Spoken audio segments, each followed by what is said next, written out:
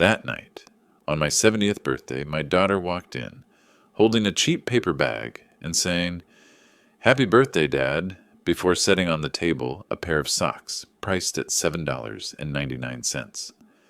I thought it was nothing more than a small gesture, until my son-in-law called a few hours later, his voice cheerful over the phone.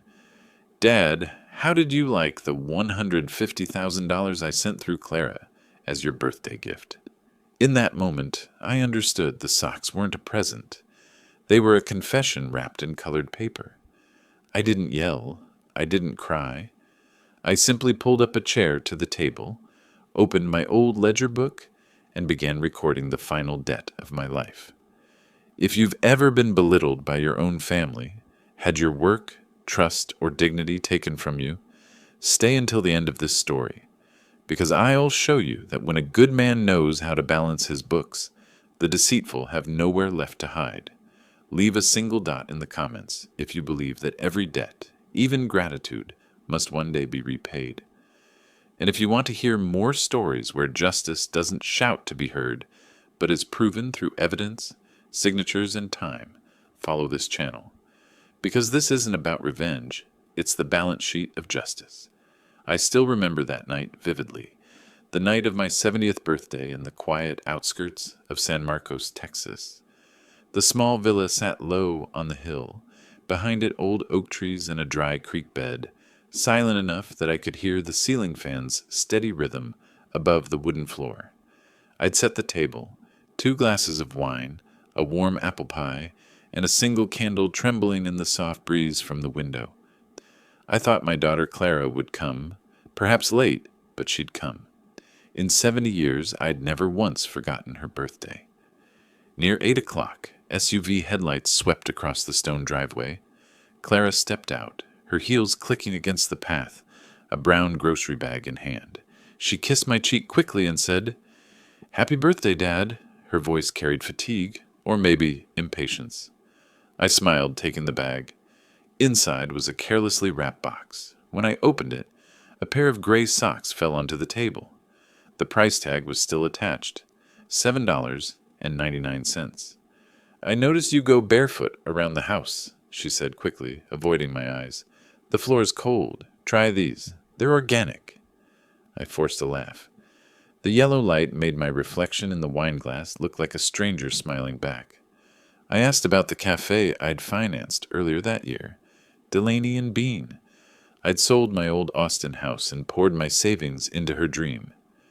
"It's fine," Clara replied flatly. "I'm opening another branch. Brent's handling the paperwork." She glanced at her watch. "I have to go. Early meeting tomorrow." I asked softly, "Brent's doing well?" She nodded, detached. "Fine. He said he wanted to do something special for your birthday. I told him just visiting was enough, but he insisted you deserve more." At the time, I brushed it off. Only later did I realize that was where everything began. Her car left behind the smell of exhaust and a space in the yard. I sat there, listening to the ceiling fan and the slow tick of the wall clock. On the table, the socks lay awkwardly against the cream tablecloth. Around the room, old family photos lined the walls, and my bookshelf held the ledgers I'd kept over 40 years as chief accountant at Hayes County Bank. Every entry had proof, every discrepancy a reason. Only people, it seemed, could never balance. I opened a fresh ledger, the title line blank. I wrote, March 15th, 2025, birthday gift received from Clara. Beneath it, I meant to write a thank you, but the pen stopped midway, ink bleeding into a dark violet stain. At 10:30, the landline rang. On the screen, "Brent Price." My son-in-law, Clara's husband, is a young Austin real estate developer. I picked up, ready to thank him for sending Clara, but his voice came first, bright and unguarded. "Dad, I just wanted to make sure Clara gave you the envelope. The cashier's check I sent this morning for your birthday." I frowned. "Cashier's check? You sent it with Clara?" "Yes," he said. "I withdrew it today, $150,000. She said she'd hand it to you herself this afternoon. I wanted you to have some funds to fix the house or invest in yourself. We talked about it all week." I was silent. In that instant, the ceiling fan seemed to stop. The air thickened, heavy with realization. "How much did you say?" I asked. 150,000. Cashier's check, signed by me. She said she handed it to you. I looked at the socks on the table. Small, cheap, absurd. I didn't receive anything except this, I said quietly, nudging the box aside. On the line, Brent went silent. 5 long seconds passed before his voice dropped, shaking slightly. "I'll check, Dad. Maybe she made a mistake, or forgot it somewhere." The call ended. I could still hear his breath lingering through the static, like someone who just realized his trust might have collapsed. I didn't know then that Brent would become my only ally in what was to come, but that tremor in his voice was where it started. I sat in the dim light, hollow. Numbers swirled in my head. 150,000 cashier's check, Clara Delaney Price. All my life I'd lived by one rule. Every transaction must be documented. But this time, the beneficiary was the daughter I loved most. I reopened the ledger, pressed the pen slowly, and wrote as if filing a statement. Amount, $150,000. Recipient, Clara Delaney Price. Date, March 15th, 2025. Status, missing. Verification required. I closed the book, set it beside the socks, aligning them perfectly. The house fell silent again. Outside, wind rustled through the oaks, carrying the damp scent of Texas soil after rain. I looked up at the ceiling fan, still turning, and realized some betrayals don't need shouting or knives.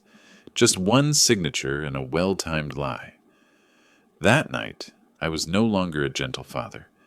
I became an accountant again, the kind who knows that no matter how chaotic emotions get, every number eventually balances. I thought I understood the true value of a house, not by money, but by years. For 30 years, I paid every mortgage installment, every tax bill, every utility charge.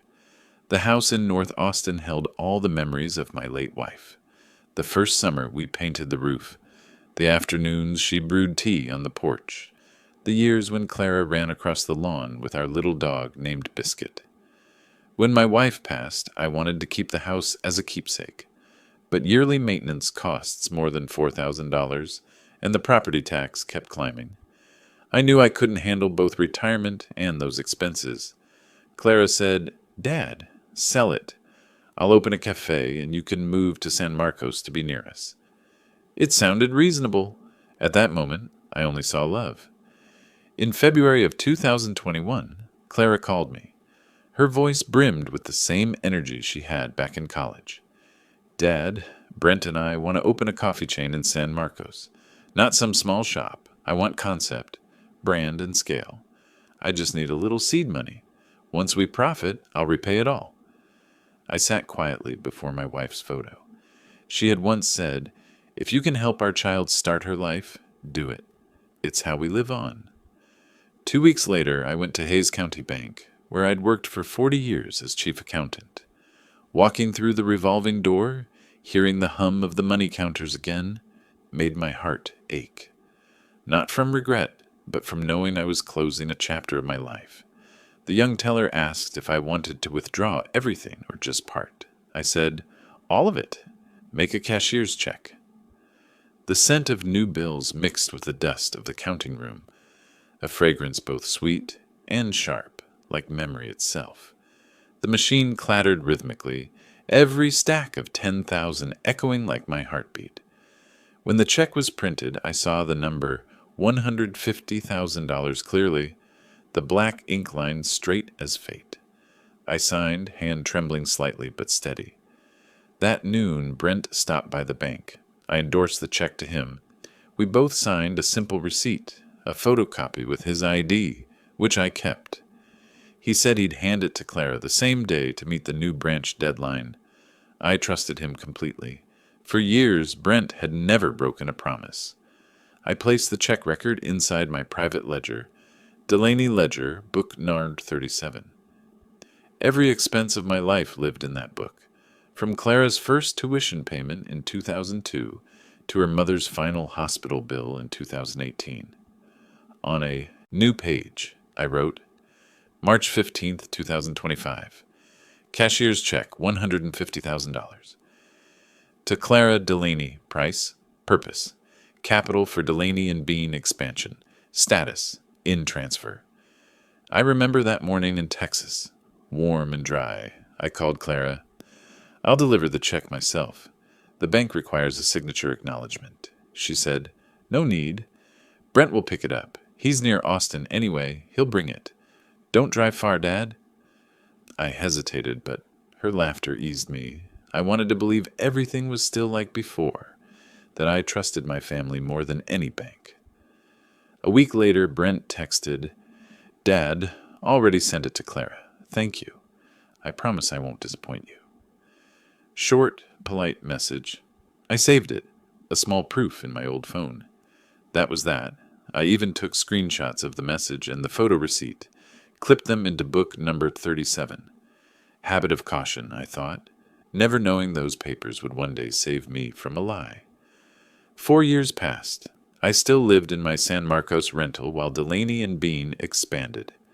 I followed online, saw photos of the new cafe, white brick walls, Edison lights, the phrase proudly family-funded beneath the logo. Each time I read that, pride and a dull ache met in my chest, because that family was now only a line of marketing. I kept recording monthly. Each month I opened the book, number 37, looked at the line, $150,000, and asked myself, when will she repay? The answer never came. I didn't demand or remind. Maybe I believed time would make her understand. I called it silence, thinking it was a sacrifice. But on the night of March 15th, 2025, exactly 4 years after I handed over that check, when Brent called asking, Dad, did you get your birthday gift? I realized silence wasn't a sacrifice. It was a window for others to exploit. I left the table, stepping onto the porch. The Texas night was foggy. Streetlights blurred into pale gold. I still held my ledger, thumb on page 37. The ink had faded, but the number remained sharp. 150,000. The first sound wasn't from the house, but from soft tires whispering over gravel, like someone writing a wrong figure across my life. Pale blue headlights swept through the window, glinting off the wall clock. The minute hand froze at 12. The exact moment I understood I'd lost everything. Then, like a belated answer, the beam moved over the wall. I turned, heart sinking. A brand new lucid air glided silently up my gravel driveway. Its reflection burned bright on the window glass. I didn't hear the engine, only the crisp click of a car door opening. The light struck the wooden sign by the gate. Frank Delaney, CPA, retired. That instant, no one needed to tell me. I knew exactly where my money was. The feeling wasn't pain, it was cold. A cold that crept from my hand clutching the ledger, through my chest, into my soul. That night, I added one more entry. Asset, $150,000. Converted to blue lucid air. Owner, Clara Delaney Price. Then I closed book, number 37, and wrote 3 small words on the cover. Justice pending. I turned on the desk lamp and opened my 2017 files, old transaction folders of Clara's. The sadness was gone. Only precision remained. When people betray, numbers become the only truth left. And that night, I began to add everything up again. That morning, the Texas sun hung in the sky like a mirror of fire. I sat at the dining table, ledger open, pen placed neatly at the right corner. I hadn't slept all night. I had recalculated everything, the transferred funds, the messages, the receipts, the screenshots. Not a single line matched what Brent had said. There was a perfect hole worth $150,000. And in my world, every hole was a sin that had to be balanced. Tires hissed lightly over gravel. I looked up. The blue-silver lucid air slid into the driveway like a metallic beast, gleaming and silent. Sunlight ran along its body and struck my face. The door opened. Brent stepped out first, keys in hand, eyes uneasy. Then Clara emerged, white dress, oversized sunglasses covering half her face, lips painted a dark red. She tilted her head, smiled faintly, the smile of someone who had forgotten what shame was. "Look, Dad," she said, voice stretched like an advertisement. "Fully electric. No noise, no smoke, no pollution." I looked straight at her and asked slowly, like reading an indictment, "What paid for it?" She raised an eyebrow. "Don't count other people's money for them." Brent flinched. He turned sharply, his voice stiff. "Clara, don't talk like that." "Why not?" she sneered. "You planning to ask me the same thing?" I stared at them, hearing Brent's words from the night before. I sent the cashier's check through Clara. Now the proof sat gleaming in my yard, shining like mockery. Brent took a step forward. "Tell him where the money came from. Don't make Dad a joke." Clara chuckled, took off her sunglasses, her eyes flashing metallic light. "If you think your father's more trustworthy than your wife, you married the wrong person." That sentence felt like a slap, not only to Brent, but to me. In my life, I had heard lies far larger, but none that cold. Brent shouted, "Stop it!" The yell cracked through the hot air, then vanished. I stood still, watching them like two numbers that had switched places, one who'd lost integrity, one who'd lost faith. Sunlight reflected off the car's hood and burned against my forehead, but I didn't move. I turned back into the house without another word. Each step on the wooden floor sounded like a gavel closing a ledger. I opened book number 37, writing slowly, evenly, in straight lines. March 16th, 2000. 25. Confrontation in driveway. Asset identified. Lucid Air. Source. Funds transferred $150,000. Unverified. Respondent. Clara. Denial, defiant attitude. Witness. Brent. Distressed, disoriented. When the pen stopped, I heard the car door slam outside, hard and cold like a seal closing on fraud. Brent called after me, his voice heavy. "Dad, let me check. I'll find out the truth." I turned, meeting his eyes through the window. Sunlight angled across, stretching my shadow along the floor. "No one needs to clear it up with words," I said quietly but firmly. "Tomorrow, we'll verify." Then I shut the ledger. The pen was still warm. Outside, the car stood silent in the yard, a living piece of evidence, not on paper, but in humiliation. I sat down, feeling the blood in my veins settle like cooling oil. No anger, no sorrow, just the absolute stillness of a man who had spent his life balancing ledgers. I knew that when numbers don't match, there's no need to argue. You just wait until they balance. And that morning I decided, if justice wouldn't come to me, I would turn this very ledger into my own court.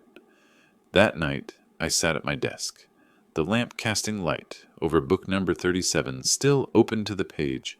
Driveway, March 16th, 2025. The paper itself looked like a silent indictment. Outside, crickets sang in the hot Texas dark, steady as a ticking clock. I knew what I needed now wasn't emotion, but evidence. In the Hayes County banking circle, there was one man I trusted completely. Miguel Carter, former investigator of bank fraud cases, my old partner in many audits. After retirement, he'd moved near San Marcos, running a small firm for financial fraud consulting. I dialed his number, and when his voice came through, I spoke slowly and clearly, like giving sworn testimony. "Miguel, I need help, not a bank case. It's family." His tone dropped. "I figured you'd say that someday. Tell me what happened." I told him everything, from the check, Brent's message, to the lucid air in my yard. He listened in silence, then said, "You still have the photocopy of the receipt?" "Yes." "Good. Listen carefully. Don't touch the old ledger. Don't write more in ink. Just scan it. I need the raw files, the photo metadata, and everything from your phone." I sighed. "Miguel, I'm 70. I don't know those technical things." He chuckled softly. "I know. That's why I'll teach you. Open your phone camera. Photograph each ledger page. take a picture of the driveway, and keep the timestamps intact. Then go on Facebook, find your daughter's page, Clara Delaney Price. She's definitely showing off that car. I did exactly that. In her public album, it took minutes to find.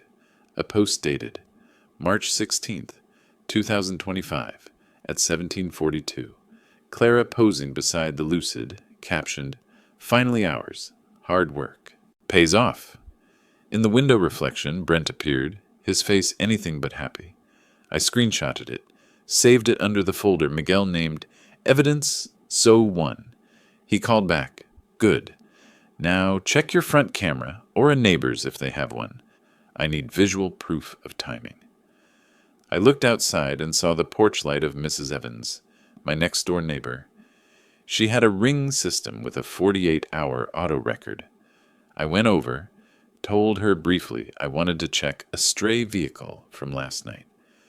Mrs. Evans, kind as always, didn't question. We pulled the clip. March 16th, 1803, lucid air leaving my driveway. Brent in the passenger seat, Clara driving. When I sent it all to Miguel, his voice came through steady and cool. "You did well, Frank. This is the start of your personal forensic audit." I asked, "Do you think I have a chance?" Miguel replied, "In your ledger, every entry has a debtor, and what goes unpaid eventually gets collected." I sat in silence. That wasn't advice. It was the philosophy of a man who had spent a lifetime balancing books. Miguel sent me a detailed guide: how to save images in RAW to preserve metadata, how to print time-stamped copies, and how to submit admissible evidence. Step by step, I followed precisely, just as I used to during bank audits. Near midnight, he called once more. His tone had changed, half suspicion, half caution. "Frank, I checked. Clara posted the car photo on March 16th, but the Lucid Air dealership in Austin shows the delivery date as March 8th, 2025. What does that mean?" "It means she signed and paid for the car a week before you transferred the money." I clenched my pen, ink staining my fingertips. In my life, no number had ever chilled me like that one. Outside, the Texas wind rose, rustling the oaks, their leaves sounding like ledger pages, turning over and over. I stared into the dark, wondering, does justice still hold meaning when the ones you love most use your money to lie? I wrote in the ledger, "Car delivery, March 8th, 2025. Funds transferred, March 15th, 2025. Ledger discrepancy, 7 days." Then I closed the page, looked up at the ceiling, and whispered only one sentence. "All right, Clara, if you want to play with numbers, your father will play to the end." A week later, the Texas air turned heavy. The wind carried the smell of wet soil and scorched grass. I sat in my small study, the scanner humming steadily like a heartbeat. Each photo, each receipt, each ledger page was being digitized following Miguel's instructions. I thought things were finally becoming clear, until that morning when the mailman knocked on my door. A thick envelope, stamped with the logo of Rice and Holbrook, LLP. The heading was cold and final. "Notice of defamation and interference with marriage. Signed by Judith Rice, Esquire, attorney representing Clara Delaney Price." I sat down and opened it. My own voice, reading it silently, sounded distant, as if it no longer belonged to me. "Dear Mr. Delaney, we have been retained to represent Mrs. Clara Delaney Price. She reports that you have engaged in harassment, threats, interference with her marital life, and the dissemination of false statements that defame her character. If you do not immediately cease these actions, we will proceed with legal action for defamation and emotional distress." I folded the letter and set it beside my cold coffee. In my career as an accountant, I'd handled hundreds of demand letters, but none had ever made my hands tremble like that. The landline rang. It was Miguel. "You got it, didn't you?" "Yes." "I figured. They'll go after your reputation. Stay calm. The numbers are still on your side." He was right. Within 2 days, the Austin Echo published an article titled, Retired banker harasses daughter over business dispute. Beneath the bold headline was an old photo of me, taken back at the bank, collared shirt, tie, stern expression. The article described me as a controlling father who drove his daughter out of the house at 19, a man obsessed with money, and an elderly parent pressuring the successful couple Clara and Brent out of jealousy. I read every line calmly, the way I used to review flawed audit reports. No reaction, no public response. Just silence. I took scissors, clipped the article, scanned it, printed 2 copies, and pasted one into a new page of book number 37. Beneath it, I wrote, March 25th, 2025, Austin Echo published false report. Source, Clara Delaney Price, verified via attorney Judith Rice. Damages, pending determination. I glued the article opposite the lucid air entry, so that one day when I opened the book, I could see both sides of the truth, evidence and fabrication. Miguel visited that afternoon. He entered the room, placed a folder on the desk, studied me for a while, then said, "They're playing dirty, Frank. They want to destroy your credibility, make everything you say sound like the rambling of an old man." I asked quietly, "And what do you think I should do?" Miguel replied, "Nothing. Let them talk. You keep writing.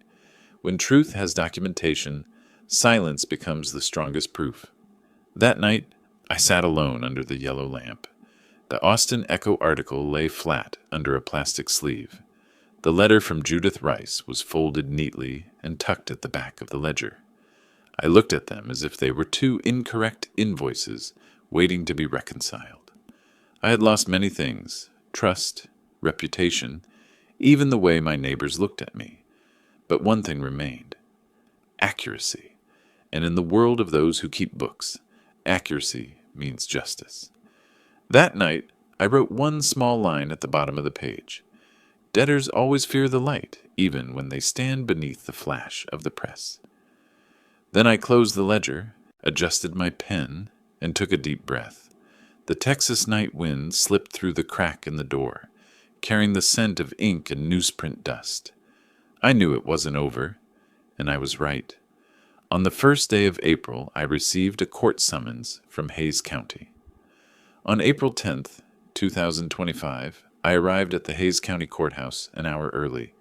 The Texas morning was dry and oppressive, the gray sky pressing low, the marble floor in the hallway reflecting the pale hum of fluorescent lights.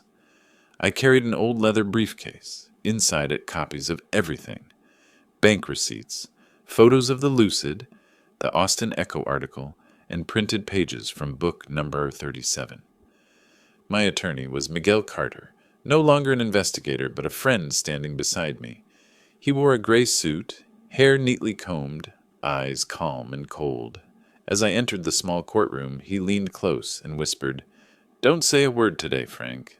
Let the evidence speak." Judge Caldwell, an older man with a deep, steady voice, sat at the center bench.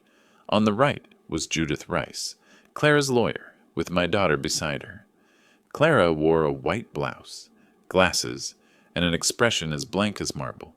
When our eyes met once, I saw no remorse, only fear wrapped in pride. The hearing began. Judith stood first, her tone sharp and precise. "Your Honor, my client, Mrs. Delaney Price, has been falsely accused of misappropriating $150,000. The plaintiff, Mr. Delaney, presents no evidence beyond personal notes and social media photos." Miguel didn't interrupt. When it was his turn, he calmly opened his briefcase, drew out a thick folder, and set it before the judge.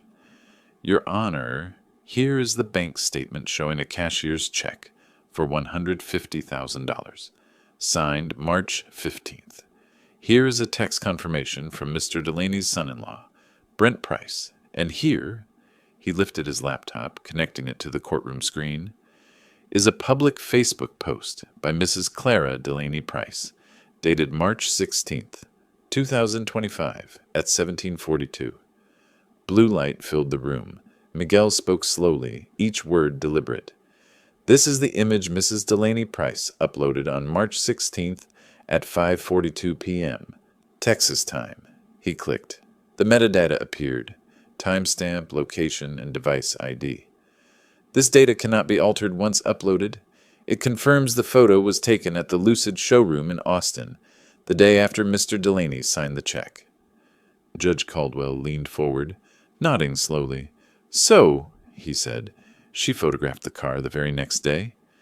"Yes, Your Honor," Miguel replied, "and more importantly, this proves the vehicle was delivered right after the transfer, meaning Mr. Delaney's money became this Lucid heir within 24 hours. The light from the screen glowed across Clara's face. Her color drained, her eyes flickered, tracing the undeniable timestamps. Judith quickly interjected, her tone strained. "Objection, Your Honor. Online images can be manipulated." Miguel smiled faintly. "Your Honor, this data was extracted directly from Facebook's server. Every authentication point, time, location, matches the original. In other words, this evidence is genuine." The courtroom fell silent. Only the ceiling fan and the low hum of the screen remained. For the first time, truth stood visible without a voice. It simply existed, line by line. Caldwell nodded, jotting notes, then said, "I'll issue a discovery order for 6 months.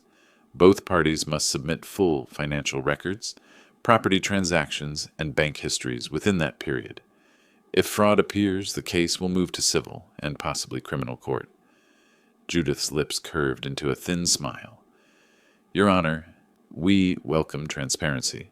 If Mr. Delaney wants 6 months, we'll submit 24 to prove that everything of Mrs. Delaney Price is legitimate." Her tone sliced the room like steel. Brent, sitting behind, kept his head bowed. Miguel glanced at me and murmured, "They just opened the gates of hell, Frank." The hearing ended after an hour. Outside on the courthouse steps, sunlight spilled in dry gold patches. In my hand, the discovery order looked ordinary, but I knew it was the first ticket bringing justice back into my ledger. That evening, I pasted a copy of the order into book number 37 and wrote one small note. April 10th, 2025, Hayes County Court issues 6-month discovery order. Clara's side volunteers for 24 months. I closed the ledger. The leather spine snapped shut with a dry click, like a vault locking. Miguel texted, "Keep everything as is. Justice just reopened its book." I sat by the window, watching the dirt road fade into night, and smiled. Not with joy, but with the calm that comes when silence turns from weakness into strategy. A week after the hearing, Miguel called me to his office in downtown San Marcos. His office sat inside the old bank building, walls yellowed with age but tidy enough to make me feel calm. Miguel's walnut desk was always split in 2 halves. On the left, case files. On the right, a scanner and a laptop connected to a dedicated hard drive. In the center, he had placed my Delaney Ledger book, number 37, already open to the page marked $150,000. Cashier's check, Clara Delaney Price. He pointed at it, his voice low. "Now we reconcile. Your ledger is the moral measure. The statement is the factual proof. When the two match, no one can argue anymore." I nodded, pulling the court-ordered bank statements Clara's side had submitted. The air smelled of ink and stale tobacco, thick with the weight of investigation. I slid my chair closer, switched on the desk lamp, and together we leaned over nearly 50 pages of transactions. Each line listed date, amount, withdrawal site, and purpose. Mostly small expenses: groceries, hotels, spas, boutiques. Then Miguel's ruler paused mid-page. "Here," he said, "the cash withdrawal pattern." I followed his finger. From February 2023 to February 2025, there were 37 withdrawals, between $800 and $1,600 each, totaling $37,400. Every note identical: ATM withdrawal. No receipts, no purpose. Miguel circled them one by one in red. "See the rhythm? Not random, every 3 or 4 weeks. She was stockpiling like someone building a private fund. I stared at the numbers, figures that to others were data, but to me were psychology written in currency. I added a small note to my ledger. Withdrawn 37,400 over 2 years. No rational purpose. Miguel flipped to March 2025, then stopped, his voice dropping. And here's the bullet, Frank. March 8th, 2025, transaction. Lucid Motors. Austin, deposit $5,000. My hand shook. 1 week before I signed the check, she had placed the down payment. Not a coincidence. Not impulse. A plan. Miguel pulled another file from his stack, the Lucid Store invoice the court had sent that morning. At the bottom was a signature. Not Clara's, Brent Price's. I frowned. He signed it? Miguel nodded. Yes. Dealer record. Deposit received from Brent Price. Cash payment. Lucid Air Grand Touring, Sapphire Blue. They paid cash before your funds ever moved, meaning Brent knew. The room went still except for the hum of the air conditioner. Cold sweat ran down my spine. Every piece fit perfectly, and I knew there was only one conclusion. Premeditated fraud. Miguel closed the file and drew my ledger closer. You know, Frank, he said, every financial crime leaves a pattern. The danger comes when the criminal forgets that an old accountant still remembers how to read rhythm in withdrawals. I didn't answer. I just turned to the last blank page of the book. Black ink flowed steadily beneath my hand. March 8th, 2025. Brent Price deposits $5,000 for Lucid Air, preceding father-in-law's $150,000 transfer. Cash withdrawals of $37,400 over 24 months. Unidentified personal source. Conclusion: intent to misappropriate confirmed. Status: verified, confirmed by Miguel Carter. I closed the ledger and pushed it toward him. The desk lamp glinted off its dark leather cover like a seal pressed in wax. Miguel looked at me, half smiling. Now I see why you stayed an accountant all your life. You don't just record numbers. You record ethics. My voice rasped. A ledger never lies. It only waits for enough data to tell the truth. Then I squared the book on the desk, met his eyes, and said the line that later became the case's guiding phrase. Justice is an audit. His eyes caught the light, and he nodded silently. Through the blinds, the Texas afternoon sun cut 2 golden lines across the desk, like 2 ledger columns, finally balanced after 4 years in the dark. On May 15th, 2025, the Hays County Government Center gleamed under the Texas sun. The granite steps shimmered with red dust. The American flags whispered in the wind, and below them clusters of locals murmured about Delaney versus Delaney Price, the family case that Austin Echo had dubbed the Coffee Trust scandal. I walked up the steps slowly, carrying my brown leather briefcase, the same one I'd used all my working life.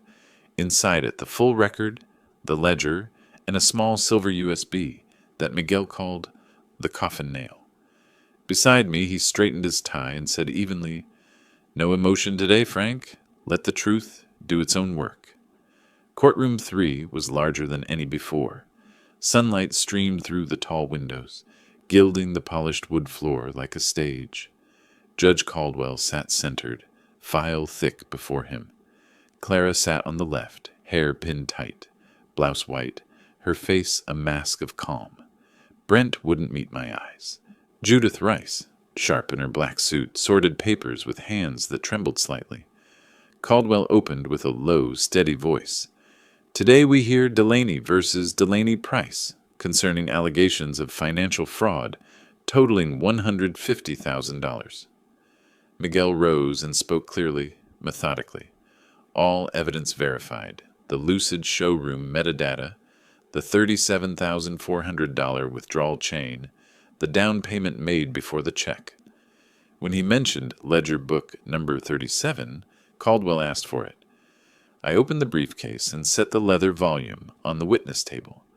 The click of its spine echoed through the room like a lock engaging. "This is Mr. Delaney's original ledger," Miguel said. Every transaction of his life is recorded here. And this line, justice pending, was written 4 years ago when he still believed justice would come. Judith shot up. Objection! That's not financial evidence. It's personal writing. Miguel turned to me. You brought the recording, Frank? I nodded. 3 weeks earlier, while preparing the file, I had remembered my doorbell camera, a Nest unit that captured video and audio whenever someone approached. I had pulled footage from March 8th, 2025, the morning Brent came to collect the check, for convenience. The 2-minute clip showed Clara in the driver's seat of their SUV, window down, Brent on my doorstep, glancing at the check. The doorbell mic caught every word, sharp as if they were inside my house. Miguel had extracted the audio, verified timestamps, GPS, and checksum from the Nest cloud, all matching exactly. This recording is admissible under Texas one-party consent law, he told the court. Mr. Delaney owns the property and system. He plugged the silver USB into the console. Blue light flickered, then the sound filled the courtroom. Clara's voice cold and quick. Brent, just handle the paperwork. Dad never asks. He trusts us completely. And if he finds out, then say the investment failed. He won't sue his own daughter.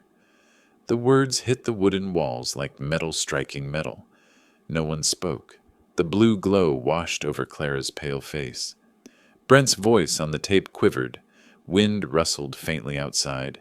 Every heartbeat in the room seemed audible. Judge Caldwell set down his pen. Mrs. Delaney Price, he said. Do you confirm this is your voice? She stayed silent. She didn't need to. The evidence had already spoken. Miguel clicked again. The screen behind her filled with the Facebook video. Clara in the Lucid Austin showroom, smiling beside the sapphire blue car, captioned, New Beginnings, Dream Car, worth every penny. Caldwell tapped his gavel once. This is direct visual evidence. The timestamp matches the March 16th transaction. That's sufficient. Judith rose sharply. Your Honor, that photo was promotional. It cannot. Enough, Ms. Rice, Caldwell thundered. I've seen enough. Removing his glasses, he looked down at Clara, each word falling like a hammer. Mrs. Delaney Price, evidence shows you received funds from your father for investment, then used them for personal gain, specifically the purchase of a Lucid Air. This constitutes misappropriation of funds.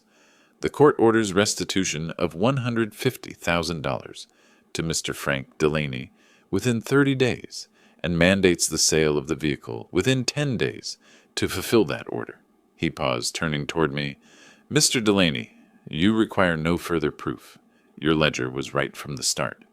The gallery erupted in whispers, then scattered applause that Caldwell did not stop. He merely nodded and closed the file, declaring, Justice never goes out of date. It only waits for someone patient enough to record it, line by line. Miguel smiled softly. Told you, Frank, that book is the compass of justice. Clara bowed her head, tears falling without sound. Brent glanced once at me and slipped out before the clerk finished writing the judgment. I stood, taking in the strangers clapping for truth. I said nothing, only bowed slightly to the judge and closed my briefcase. Outside, a light Texas rain had begun. Flags snapped in the wind as Miguel asked, How do you feel? Lighter, I said quietly, but not finished. He frowned. Not finished? I opened the case and showed him the thick envelope with a postal seal, the civil countersuit Clara had not yet withdrawn. Looking out at the courthouse roof darkened by rain, I said, Public justice won today, but the final silence still awaits its own trial. 1 week after the civil trial, the Texas morning burned as fiercely as any summer before. But inside my small house in San Marcos, the air felt strangely calm. I poured a cup of black coffee, turned on the radio, and heard the familiar voice of Keeksan Austin's morning anchor drift through the kitchen. This morning's headline, The Hays County Court has officially dismissed the civil lawsuit filed by Clara Delaney Price.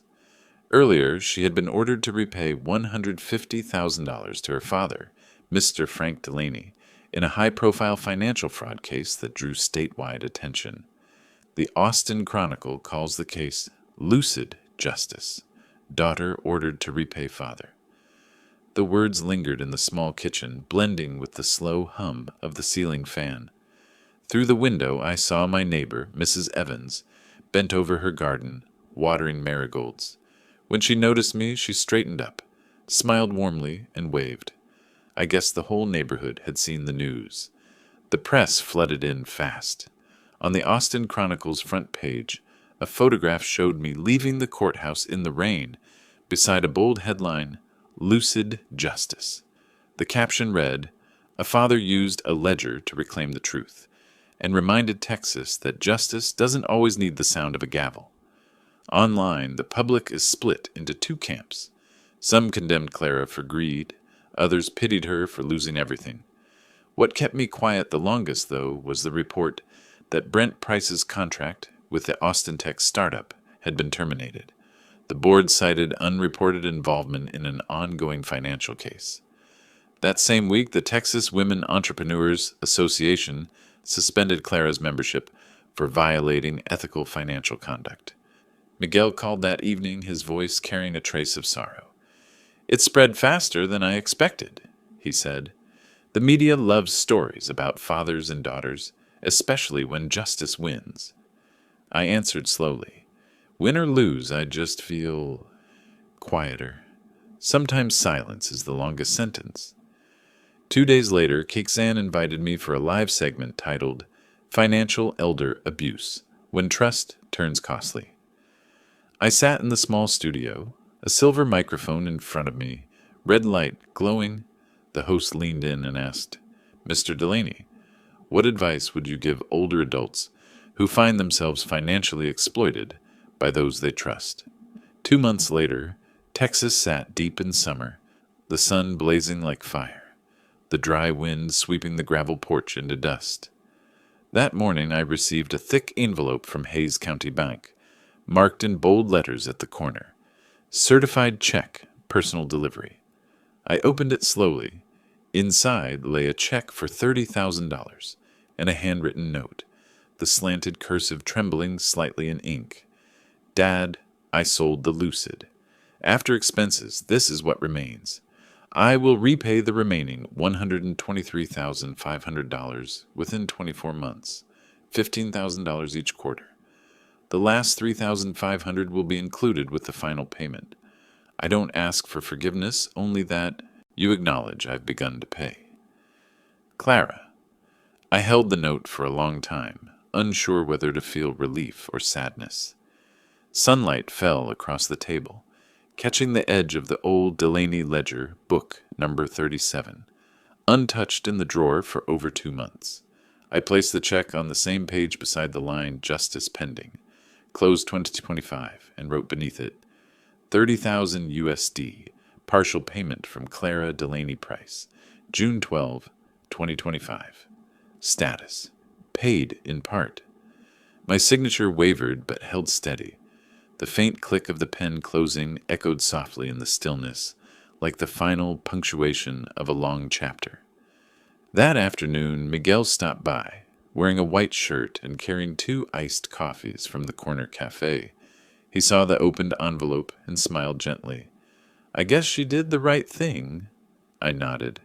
"Not all of it, but it's a start." He sat down, eyes falling on the ledger between us. The late Texas light streamed through the curtain, striking the words, "paid in part," until they gleamed gold. Miguel exhaled. "You know, I used to think justice meant punishment, but looking at that ledger, I realize it can also be gentle." I smiled, sliding his cup closer. "Justice only needs honest record keepers. Time will balance the rest." We sat in silence, listening to cicadas in the yard and the faint scent of roasted coffee hanging in the air. On the corner of the table, the ledger lay closed, its dark leather cover catching the dimming light. I picked up my pen and wrote one last line on the back page. "Case closed, June 2025. Miguel looked at me, voice low but warm. "So it's over, Frank." I kept my eyes on the page. "Yes, over.